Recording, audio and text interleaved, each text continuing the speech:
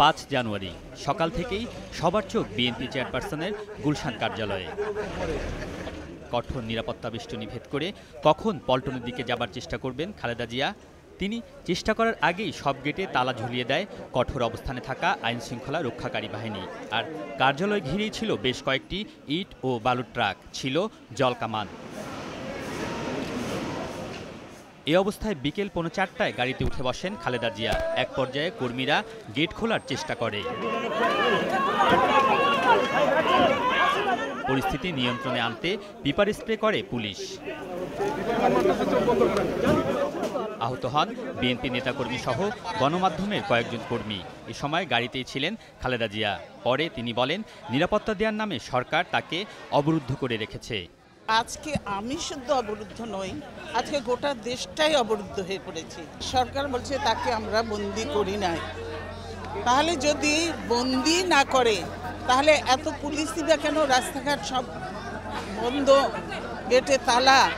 আজকে ভয় তাদের উপরে, তারাই আমার ক্ষতি করতে পারে, আর অন্য কেউ নয়। বিএনপি চেয়ারপারসন বলেন, 5 জানুয়ারির অবৈধ নির্বাচনের মাধ্যমে ক্ষমতা দখল করে সরকার, তাই নির্দলীয় সরকারের অধীনে নির্বাচনের দাবি বিএনপির।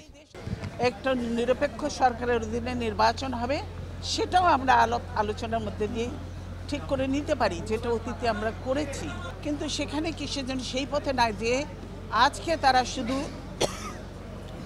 গুলি, টিয়ার গ্যাস, হামলা মামলা এই নিয়ে তারা মানুষকে দমিয়ে রাখার চেষ্টা করছে। গণতন্ত্র রক্ষার জন্য অনির্দিষ্টকালের অবরোধ কর্মসূচি ঘোষণা করেন তিনি। অবরোধ কর্মসূচি অব্যাহত থাকবে, কর্মসূচি আমাদের চলছে, অব্যাহত থাকবে। এখন অবরোধ চলবে, তারপরে যখন পরিবেশ পরিস্থিতি হবে তখন আমরা আবার সমাবেশ করব সুযোগ আসলে।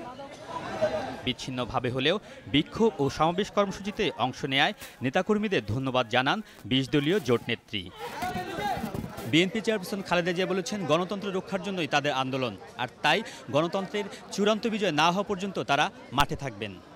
আলমগীর স্বপন, যমুনা নিউজ, ঢাকা।